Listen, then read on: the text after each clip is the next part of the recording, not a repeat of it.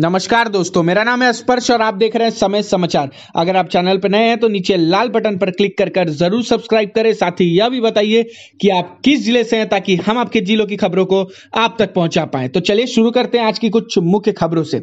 चक्रवाती तूफान यास झारखंड में प्रवेश के साथ ही कमजोर होकर डीप डिप्रेशन में बदल गया है। इसके साथ ही तूफान की दिशा भी थोड़ी परिवर्तित हो गई है। इस वजह से तूफान अब गुरुवार को धनबाद से 150 से 200 किमी दूर से गुजरेगा। तूफान की दिशा बदलने से धनबाद से इसका खतरा कम हो गया है। वहीं चक्रवात को लेकर बने बैंड की वजह से धनबाद में मंगलवार की रात 1:30 बजे से ही बारिश शुरू हो गई थी। बुधवार को बारिश का क्रम बरकरार रहा। देर रात तक धनबाद में कुल 15 mm बारिश दर्ज की गई। वहीं 27 मई को इसका असर थोड़ा व्यापक दिखने वाला है। गुरुवार को धनबाद में 25 mm बारिश की संभावना है। इस दौरान धनबाद में हवाएं 20 से 30 किलोमीटर प्रति घंटा की रफ्तार से चलेंगी। गुरुवार की दोपहर 12 बजे के बाद धनबाद में हवा की रफ्तार घटकर 10 से 15 किलोमीटर प्रति घंटा रह जाएगी। वहीं तूफान के कारण से 27 से 30 मई तक बादल छाए रहेंगे। रुक रुक कर बूंदाबांदी भी होगी। बंगाल की खाड़ी से उठे चक्रवाती तूफान यास ने बुधवार सुबह करीब 11 बजे उड़ीसा के बालेश्वर के बहानगा में लैंडफॉल किया। तट के पार करते समय हवा की रफ्तार 130 से 150 किलोमीटर प्रति घंटा थी। दोपहर करीब 1:30 बजे तक तूफान कमजोर पड़कर बेहद खतरनाक से खतरनाक श्रेणी में तब्दील हो गया और 10 किलोमीटर प्रति घंटा की गति से बढ़ने लगा। तूफान का रात 1 बजे पश्चिमी सिंहभूम के टेटो से झारखंड में प्रवेश हुआ। इसके बाद बारागोरा की जगह पोर्ट का तिरंग होते हुए पूर्वी सिंहभूम पहुंचा। इसकी गति 30 से 40 किलोमीटर प्रति घंटा थी। गुरुवार को भी तूफान के असर को देखते हुए डीसी सूरज कुमार ने मेडिकल को छोड़ अन्य दुकान को बंद रखने का निर्देश दिया है। दिन में 11 से 2 बजे तक दूध दुकानों की छूट दी गई है। इधर 28 मई को भी वैक्सीनेशन रद्द कर दिया गया है। ब्लैक फंगस से जूझ रहे झारखंड में व्हाइट फंगस के मरीज के मिलने से खतरा और भी बढ़ गया है। ब्लैक फंगस से ज्यादा घातक माने जाने वाले इस बीमारी के 2 मरीज बुधवार को रिम्स में भर्ती हुए। पहला मरीज खलारी के रहने वाला है, उनकी उम्र 33 वर्ष है। वहीं दूसरा मरीज 58 साल का है, वह धनबाद का रहने वाला है। शहर और आसपास के क्षेत्र में बारिश से स्वर्णरेखा और खरकाई का जलस्तर बढ़ गया है। तेज बारिश की आशंका में एडिशा के खरकाई और व्यंगिल डैम में फाटक खोल दिए गए हैं। इससे खरकाई का जलस्तर 3.5 फीट बढ़ गया है। स्वर्णरेखा के जलस्तर में 4 मीटर की वृद्धि हुई है। हालांकि दोनों नदियां डेंजर लेवल से काफी ऊपर बह रही है। जल स्तर पर जल संसाधन विभाग की टीम लगातार नजर रख रही है। चांडिल डैम के जल स्तर में आधा मीटर की वृद्धि हुई है। सुबह 11 बजे डैम का जल स्तर 176 मीटर था। शाम 6 बजे इसका स्तर 176 मीटर 4 मीटर पहुंच गया है।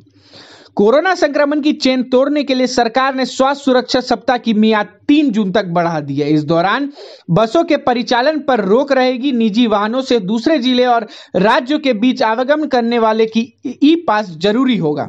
हालांकि ई पास में कुछ छूट दी गई है, लेकिन पुलिस हर एक चौक चौराहे पर ई पास की जांच करेगी। परिवहन विभाग ने बुधवार को इससे संबंधित आदेश जारी कर दिया। परिवहन आयुक्त किरण कुमारी पासी ने सभी जिला के डीटीओ और आरटीओ को अपने जिलों में जांच अभियान चलाकर बिना पास के वाहन चलाने वालों पर कार्रवाई करने का निर्देश दिया है। सभी चेक नाका पर सख्ती बरती जाएगी ताकि बाहर से आने वाले वाहनों की जांच हो सके। यास चक्रवात को लेकर पश्चिम दोड़ाबांधा पंचायत मंडप को आश्रय गृह बनाया है। वार्ड मेंबर सागर पाल उर्फ सुभाष को भी जिम्मेदारी सौंपी गई थी ताकि वे प्रभावितों की सुरक्षित स्थान पर ले जाएं। बुधवार को लोगों को सुरक्षित स्थान पर पहुंचाने के क्रम में आश्रय गृह के पीछे शौचालय में बाद में कार सिखाने के बहाने भी वार्ड मेंबर ने राधिका नगर निवासी 9 साल की बच्ची के साथ अश्लील हरकत की। इसके बाद वो बच्ची को उसके घर वापस छोड़ भाग गया।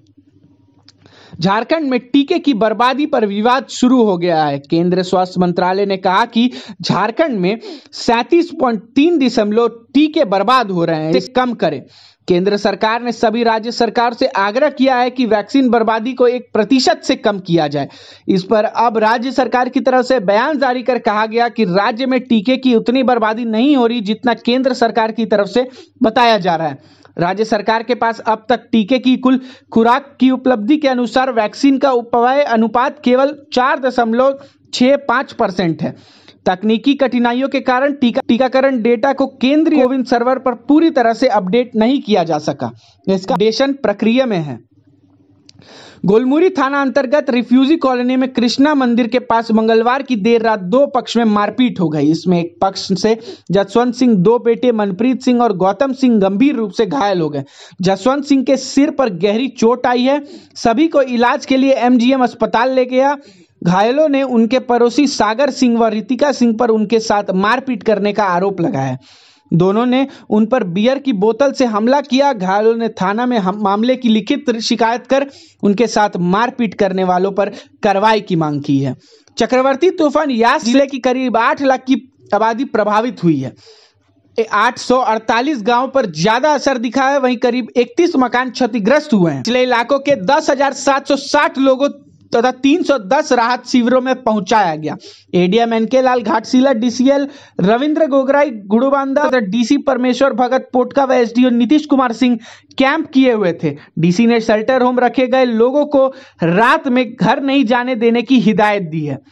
पूर्वी सिंहभूम में अब भी रोजाना 25 टन तरबूज की खपत हो रही है। परसुडी कृषि उत्पादन बाजार समिति में पणन सचिव संजन कच्छप की अध्यक्षता में आयोजित बैठक में तरबूज के थोक विक्रेताओं ने यह जानकारी दी।